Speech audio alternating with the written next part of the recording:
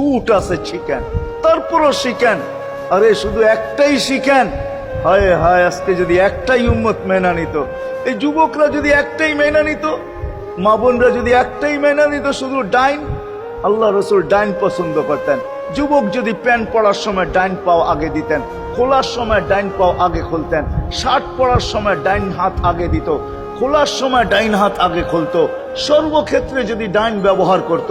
মা বোনরাও তো ঘর ঝাড়ু দেওয়ার সময় যদি ডাইন ব্যবহার করত, তাহলে কিতাব আমাকে বুঝায় কিয়ামতের দিন আল্লাহ ডাকবে, আইনা আসহাব আল ইয়ামিন, ডাইন আল্লাহরা কোথায় আসে?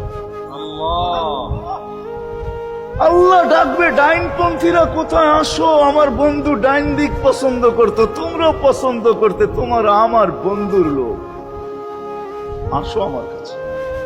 এই জন্য নবীর আদর্শ আলেম ওলামার কাছ থেকে শিখবো তো পাক্কা।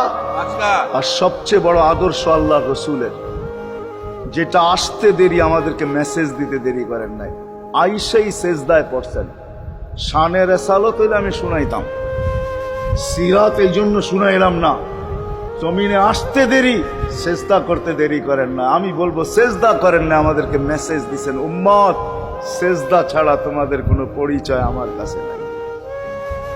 যাওয়ার সময় চিৎকার দিতেছেন, আসসালা আসসালা ওয়া মা মালাকাত আইমানুকুম, নামাজ নামাজ নামাজ, অধীনস্থদের সাথে ভালো ব্যবহার করবে। দুইটাই চিৎকার ছিল, আর কোনো চিৎকার ছিল না।